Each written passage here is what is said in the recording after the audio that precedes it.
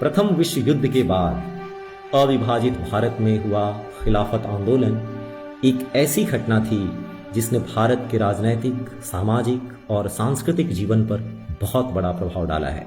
खिलाफत आंदोलन न केवल भारत के विभाजन का कारण बना, बल्कि भारत में तुष्टीकरण वाली राजनीति की जड़ें भी इसी कुख्यात आंदोलन से जुड़ी हैं। भारत के वर्तमान का इतना महत्वपूर्ण भाग होने पर भी इस आंदोलन की वास्तविक समझ बहुत कम लोगों को है। अगली कुछ मिनटों में हम इस महत्वपूर्ण आंदोलन को पूरे विस्तार और गहराई से समझेंगे। इस्लाम के आरंभ से ही मुसलमानों का उद्देश्य पूरी दुनिया में इस्लामिक शासन स्थापित करना रहा है। मुसलमान इस्लामिक राज्य के अतिरिक्त किसी और राष्ट्र या राज्य का अस्तित्व स्वीकार नहीं करते। इसी मजहबी प्रथा में इस्लाम के संस्थापक मोहम्मद के उत्तराधिकारियों को खलीफा माना जाता है। खलीफा मुस्लिम जगत का धार्मिक और राजनैतिक प्रधान माना जाता है। इस्लामिक मान्यता के अनुसार पूरी दुनिया में जहां भी मुस्लिम शासन हो, वहां का शासक को खलीफा के प्रतिनिधि के तौर पर शासन करना चाहिए। खलीफा द्वारा शासित क्षेत्र को खिलाफत कहा जाता है, अर्थात पूरा मुस्लिम समाज केवल खलीफा को ही अपना शासक मानता है। भारत में रहने वाले मुसलमान भी हमेशा से खलीफा और खिलाफत के प्रबल समर्थक रहे हैं। यही कारण था कि 19वीं शताब्दी के अंतिम वर्षों में जब ऑटोमन खलीफा अब्दुल हमीद द्वितीय की राजनैतिक स्थिति कमजोर होने लगी, तो उसने समर्थन के लिए भारत में रहने वाले मुसलमानों की ओर ही देखा। खलीफा ने दुनिया भर में एक इस्लामिक शासन स्थापित करने अर्थात पैन इस्लामवाद की योजना के अंतर्गत अपने विश्वास पात्र जमालुद्दीन अफगानी को भारत भेजा। जमालुद्दीन अफगानी भारत में प्रभावी मुस्लिमों से मिला, जिनसे उसे भारी समर्थन प्राप्त हुआ, और इस प्रकार दुनिया भर में इस्लाम स्थापित करने के उद्देश्य से भारत में मुसलमानों के नए दल बनने लगे। पैन इस्लामवाद की इस योजना में सबसे आगे थे मौलाना अब्दुल कलाम आज़ाद। जामिया मिलिया इस्लामिया यूनिवर्सिटी के संस्थापकों में से एक हकीम अजमल खान, मजहबी कट्टरपन के लिए कुख्यात दो भाई मौलाना मोहम्मद अली और शौकत अली, अमीर अली हसरत मोहानी, आगा खान, पीर गुलाम मुजादद सरंदी इत्यादि। 1914 से 1918 तक चले प्रथम विश्व युद्ध में तुर्की की हार के बाद जब खलीफा प्रभावहीन हो गया, तो भारत में पैन इस्लामवादियों ने एक मुस्लिम मजहबी राजनैतिक आंदोलन की घोषणा की, जिसे खिलाफत आंदोलन का नाम दिया गया। इस आंदोलन का उद्देश्य था खलीफा की गद्दी और उसके साम्राज्य को बचाना। उत्तर से दक्षिण, पूरब से पश्चिम पूरे भारत में खिलाफत कमेटियां बनाई जाने लगी। चूंकि तुर्की खलीफा को हराने में ब्रिटेन प्रमुख था और उस समय भारत में ब्रिटेन की सत्ता थी, तो खलीफा और खिलाफत के समर्थन में मुसलमान ब्रिटेन विरोध करने लगे। अपने इसी मजहबी आंदोलन को सफल करने के लिए मुसलमानों को हिंदुओं के सहयोग की आवश्यकता थी। जैसा कि खिलाफत कॉन्फ्रेंस में बोलते हुए मौलाना अब्दुल बारी ने कहा था, यदि हिंदुओं का सहयोग नहीं लिया गया तो मुस्लिम इज्जत दांव पर लग जाएगी। इस सहयोग के लिए उन्होंने कांग्रेस नेताओं को साथ आने के लिए आमंत्रित किया। इस घटना चक्र से पहले ब्रिटिश राज के विरुद्ध भारतीय स्वतंत्रता आंदोलन में मुसलमानों की भूमिका नगण्य थी। मुसलमान नेता इसे हिंदू आंदोलन की तरह देखते थे और अपने हितों के लिए खतरा मानते थे। अधिकांश मुसलमान नेता ब्रिटिश सत्ता से मिले हुए थे, जिससे वे अपने मजहब के लिए अधिक से अधिक फायदा उठा सकें। अंग्रेजों के लिए भी मुसलमानों का ये साथ लाभदायक था। इससे वे कह सकते थे कि कांग्रेस और भारत के स्वराज की मांग को सभी वर्गों का समर्थन प्राप्त नहीं है, इसीलिए ये गंभीरता से लेने लायक नहीं है। मुसलमानों के खिलाफत आंदोलन से स्थिति थोड़ी बदल गई। जहां अब मुसलमानों को अपने मजहबी उद्देश्य के लिए हिंदुओं की आवश्यकता थी, वहीं मोहनदास गांधी ने मजहबी खिलाफत आंदोलन में राजनैतिक अवसर देखा। गांधी ने अधिकांश कांग्रेसी नेताओं को खिलाफत आंदोलन का समर्थन करने के लिए मना लिया। गांधी का तर्क था कि इससे हिंदू मुस्लिम एकता स्थापित होगी। 17 अक्टूबर 1919 को खिलाफत दिवस मनाया गया। दिल्ली में 23 नवंबर 1919 को अखिल भारतीय खिलाफत कॉन्फ्रेंस हुई, जिसकी अध्यक्षता स्वयं मोहनदास गांधी ने की। अगस्त 1920 में कलकत्ता में कांग्रेस का स्पेशल सेशन बुलाया गया।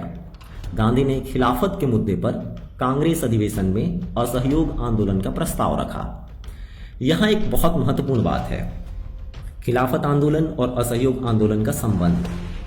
वामपंथी और कांग्रेसी इतिहासकारों ने खिलाफत आंदोलन और असहयोग आंदोलन को अलग अलग करके दिखाने का प्रयास किया है, जबकि सच्चाई यह है कि असहयोग आंदोलन खिलाफत आंदोलन के पक्ष में ही आरंभ किया गया था।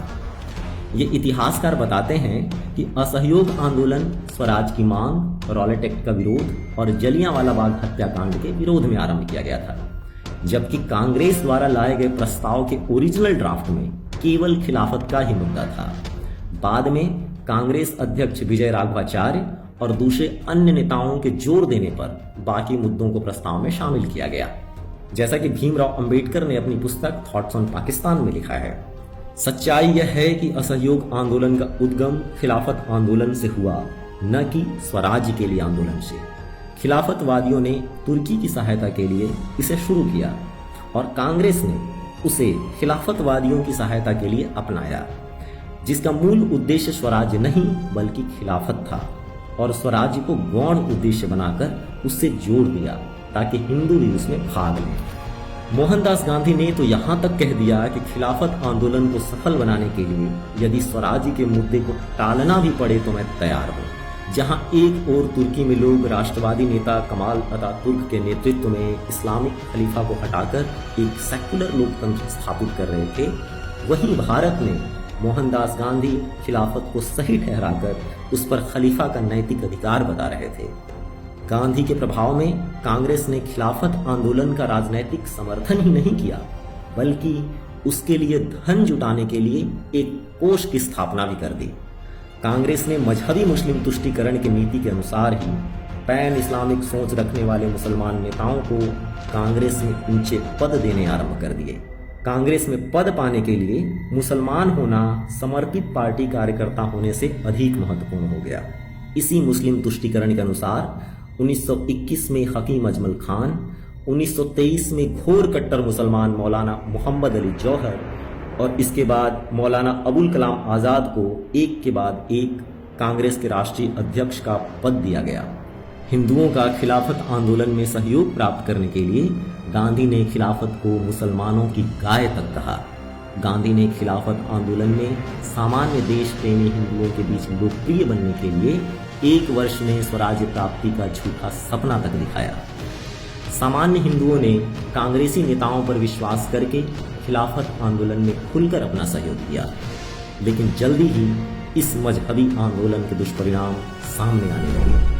खिलाफत सभाओं में जिहाद और काफिरों के विरुद्ध हिंसा के नारे लगना आम बात हो गई। मोहनदास गांधी द्वारा कांग्रेस के राष्ट्रीय अध्यक्ष के पद पर बैठाए गए मौलाना मोहम्मद अली जौहर ने मंच से ही वंदे मातरम के गायन का विरोध किया। मोहम्मद अली जौहर ने ये तक बोल दिया कि मेरे मजहब के अनुसार मैं एक चरित्रहीन मुसलमान को भी गांधी से अच्छा मानता हूँ, चाहे व्यक्तिगत रूप से गांधी कितने ही अच्छे क्यों न हो। इस पूरे आंदोलन ने भारत में रहने वाले मुसलमानों के मजहबी उन्माद को जबरदस्त रूप से हवा दी। सामान्य से सामान्य मुसलमान भी अब पूरी दुनिया में एक इस्लामिक शासन स्थापित करने के लिए खड़ा हो गया था। काफिर चाहे वो ब्रिटिश हो या हिंदू, उनके लिए दुश्मन से ज्यादा कुछ नहीं थे। समझदार हिंदू नेताओं ने गांधी को समझाने का प्रयास भी किया। स्वामी श्रद्धानंद के शब्दों में, जब मैंने खिलाफत आंदोलन के इस कट्टर मजहबी पहलू की ओर ध्यान दिलाया तो गांधी जी मुस्कुराए और कहने लगे, मुसलमानों की हिंसा तो ब्रिटिश नौकरशाही के खिलाफ है। उत्तर में मैंने कहा, यह सब तो अहिंसा के विचारों का अंत करने जैसा है, और जब मुस्लिम मौलानाओं के मन में उल्टी भावनाएं आ गई हैं तो उन्हें इस हिंसा का इस्तेमाल हिंदुओं के विरुद्ध करने से कोई नहीं रोक सकेगा। स्वामी जी की बात शीघ्र ही सत्य सिद्ध हुई। मुसलमानों के मजहबी कट्टरपन का शिकार बने केरल में मालाबार के सीधे साधे हिंदू। 1921 में मालाबार में मोगला मुसलमानों ने हिंदुओं का जबरदस्त नरसंहार किया और वहां के कुछ भागों को इस्लामिक खिलाफत का शासन घोषित कर दिया। मुसलमानों द्वारा की गई ये हिंसा तब तक जारी रही जब तक ब्रिटिश सरकार ने उसे बलपूर्वक दबा नहीं दिया। सर्वेंट्स ऑफ इंडिया सोसाइटी के इंक्वायरी कमेटी की रिपोर्ट के अनुसार इस भयंकर नरसंहार में 1500 हिंदुओं की हत्या, 20,000 का बलात् इस्लामीकरण और लगभग 3 करोड़ की प्रॉपर्टी की लूट हुई।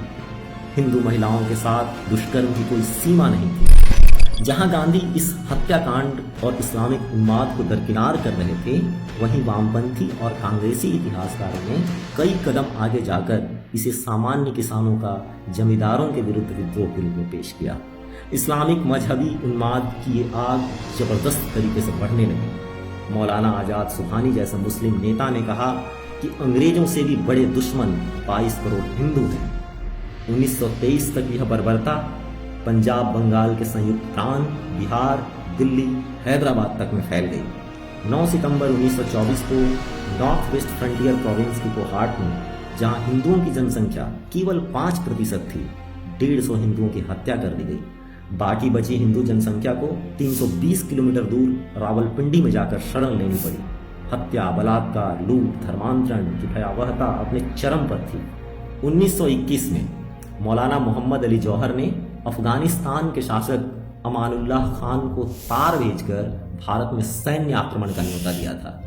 मोहम्मद अली ने कहा था कि अगर अफगानिस्तान के शासक अमानुल्लाह खान भारत पर आक्रमण करते हैं तो मुसलमानों को उसका साथ देना चाहिए।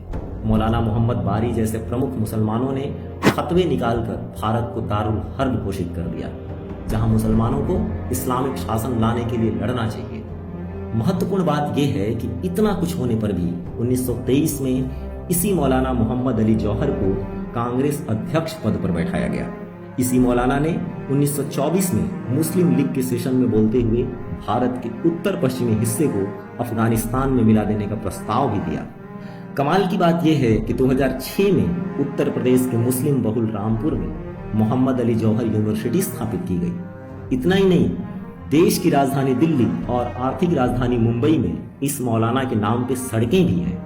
केंद्र सरकार द्वारा पोषित जामिया मिलिया इस्लामिया यूनिवर्सिटी का इस्लामिक अध्ययन विभाग सदाए जौहर अर्थात जौहर की आवाज नाम से मैगजीन भी प्रकाशित करता है। जहां भारत में यह सब घटना चक्र चल रहा था, वहीं हजारों मील दूर तुर्की में उनकी संसद ने 3 मार्च 1924 को खलीफा का पद पूरी तरह समाप्त कर दिया। वहीं भारत में ब्रिटिश सरकार ने खिलाफत आंदोलन को कड़ाई से दबा दिया।